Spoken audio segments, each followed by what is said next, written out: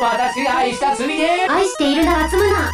なんだかんだで5回目ですけども、今回でエピック編は完結ですね。今回もいろんなゲームが揃っています。楽しみなのだ。それじゃあ早速始めましょう。ギャングスターに憧れるようになったのだ。シティオブギャングスターズ。舞台は1920年、禁酒法が施行された年だ。禁酒法が撤廃されるのは1933年。この期間に酒を無許可で製造販売しようという犯罪なんですが、ギャングだからね。徐々に組織の勢力を拡大していこう。ジョジョだけにな。大国は GIO。次は名作ストラテジーの続編。エイリアンが地球を征服した X コム2。スチーム編で紹介したあれの続編ですね。エイリアンに敗れた世界線というのがいいな。エイリアンの侵略を食い止められなかった X コムだが、レジスタンスとして存続していた。プレイヤーは指揮官となり、エイリアンへの反撃を開始する。キャラのカスタマイズが可能。ってなんだこれ。翔さんへの熱い声援。中田翔さんは関係ないだろう。似てるからね。確かにちょっと似てるけど。次はレストランを経営しよう。料理は災害だ。レシピフォーディザスター。そんな芸術は爆発だみたいに言われましても、太郎岡本リスペクト。レストランの経営だから衛生管理はしっかりやらないと。トイレがもうダメみたいですね。床を清掃中に自身の足跡が残るため無限ループに入るらしい。まず靴底見立てよ。火を扱う仕事ゆえにリリース当初は火災が絶えなかったとか。そんな店行きたくないわ。プレイ実況する分には面白いんじゃないですか。それはその通りだと思う。次はリアルタイムストラテジー。シンプルだけど奥は深い。ウオピップス。戦争ものですが、語話表現を無効にすることができます。動画投稿者的にも安心ですね。どうやら僻地の島国に拡張主義国家が軍事介入している模様。それは侵略です。基本的にはオートバトル。勝利のためには戦力の投入時期を見極めよう。これが難しい。次は遠隔操作をするぞ。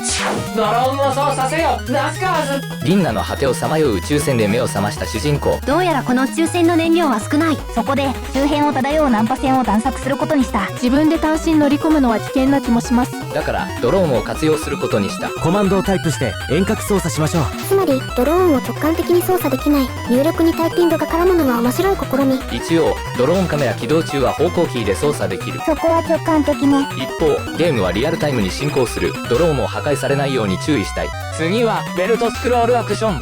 華麗なコンボを決めろトゥンチェ。アマゾンの奥に潜む邪悪な存在トゥンチェを探すためジャングルを突き進んでいく。ベルトスクロールアクションとローグライクが融合している。意外と見ない組み合わせだ。成長要素があるという意味ではクニオくんシリーズにも似てるかな。ローカル協力プレイできます。悪い。やっぱつれえわ。次は自動化に特化したゲーム。可能な限り最適化せよシーグズ。よくある工場自動化ですが、ゲームを始めるまでの敷居は低い。ウェブブラウザでデモ版をプレイすることができます。インストールすら不要なんだね。ファクトリオが難しそうだと思ったら、このゲームから入るのもいいかもしれないわね。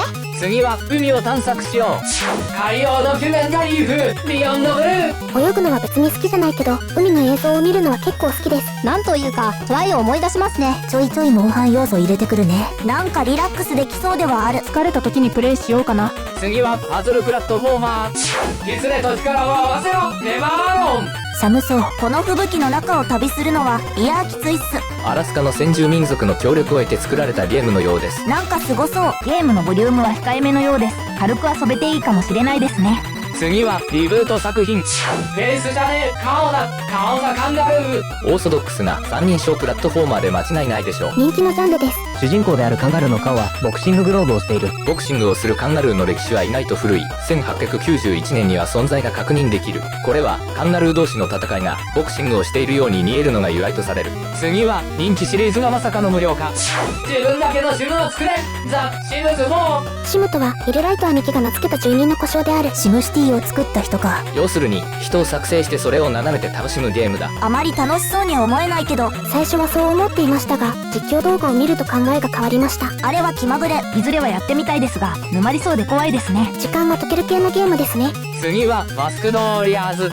メキシコ最強伝説グアカメイスーパーターボチャンピオンシップエディション。タイトル長。ストリートファイトへのリスペクトを感じる。覆面レスラーといえばメキシコである。個人の感想です。覆面をしていない時もある。ただのレスラー。そういえば相撲レスラーも紹介したね。上半身に比べて下半身が貧弱すぎるだろ。拓也さんはレスラーだった。サーフ系ボディービルダーよ。ゲームのジャンルはメトロイドマニアです。高評価だから安心して楽しめそう。続編の無料配布でもらってます。一粒で二度おいしい。次は手強い戦略シミュレーション。原作はフランスのオーディオコメディザ・ダンジョン・オブ・ザ・ヘブンク。7名の個性豊かなパーティー。彼らをうまく導こう。まとまらなさそう。ジャンルは単性の戦略シミュレーション。好きすぎて笑っちゃうんすよね。ストーリーが楽しみだけど公式の日本語はないです。いろいろ機械翻訳はできるみたいね。次は頭がおかしい。頭ブラックホールかよグライム。プレイヤーは頭のブラックホールがあれを操る。悪口でも比喩表現でもなかった。ジャンルはメトロイドガニア。ちょっと難しそうな雰囲気。このジャンルに慣れてから挑戦した方がいいかも。賢明な判断だ。次はあらゆる通信を監視する。犯罪をどうしてもオーネル。プレイヤーは監視員に選ばれた国の全住民のオンライン活動を調査する権限を得る。個人のプライバシーとかないんか。テロを防ぐためだからね。しょうがないね。ジャンルはアドベンチャーっぽいけどポイント&クリック的な要素もありますね。次は黒い本。カードバトルアドベンチャーブラックブック。あくまで物語がメインでデッキビルドのカードバトルはサブという感じだろうか。ダウンロードコンテンツはローグライクモードになっている。こちらはバトルがメインなのかもしれない。ストーリーが気になるところですが嬉しいことに公式で日本語に対応しています。ありがたや。次は警部。シューティングだと思った。残念、物語ちゃんでした。洞窟物語。アクションシューティングだと思うから半分正解なんじゃないかな。どうだろうね。もともとというか今でも無料で公開されているゲームです。これは大変なことやと思うよ。誰でも遊べるのは大きなアドバンテージ。みんなも洞窟物語プレイしよう。次はプラモデル作りたい。ゲームだから敷居も低いモデルビルダー。まずプラモデルは難しそう。作業机もないし塗料なんて何を買えばいいのか。ゲームはそのあたりを解消できる。失敗のプレッシャーも最小限。気楽ですわ。なんかモビルスーツみたいなのも作れるみたい。配色にこだわりを感じる。ストーリー主導のキャンペーンモードもあるようです。おじいちゃんの軌跡をたどろう。次は危険なバーガーショップ。味の秘密は現地調達にあり。ゴッドライクバーガー。この辺りは最近コミュニティに投稿したので覚えていらっしゃる方もいるかもですが、この店のバーナーの味の秘密は誰にも知られるわけにはいきません。はい、不穏な食材調達シーン。これは店を訪れた客が倒れていますね。つまり客を食材にして客に食べさせるんですね。お前精神状態おかしいよ。警察にマークされたりするので賄賂で解決したりもできます。世の中金やなって。次はパズルゲームでございます。一人称だがギリいけそう。9分デンスアニバーサリー。おそらくポータルみたいなゲームだと思う。バルブの名作、スチームの運営でもある。一人称は苦手だけどパズルゲームなら遊べるようです。 FPS になると無理でした。パズルはじっくり考えられるからいいのかも。私はリアルタイムより単性を好みます。続編も無料配布されました。しばらくパズルゲームには困らないね。最後は脱税するゲーム。手当たり次第破りまくってやる。パニックボーイコミットタックスイベージョン。基本的にはゼルダの伝説的なあれだと思って間違いありません。理解しやすい。ストーリーも面白そうなんです。日本語でプレイできますよ。ブラックユーモアに期待。ボス戦が難しいと思ったら無敵モードで無理やり突破もできます。万人向け。以上21作品を紹介しました。お疲れ様でした。ということでエピック編でしたが、紹介できてないゲームの方が多いという。2年ぐらいは積み続けているので、そろそろ山を崩していく頃合いだろうな。この企画が終わったらプレイ実況を始めますんで、もうしばらくお待ちください。次は GOG 編ですか。なんとか今年中に投稿したいですね。週1ペースで頑張ります。ということで今回の動画はここまでです。また次の動画でお会いしましょう。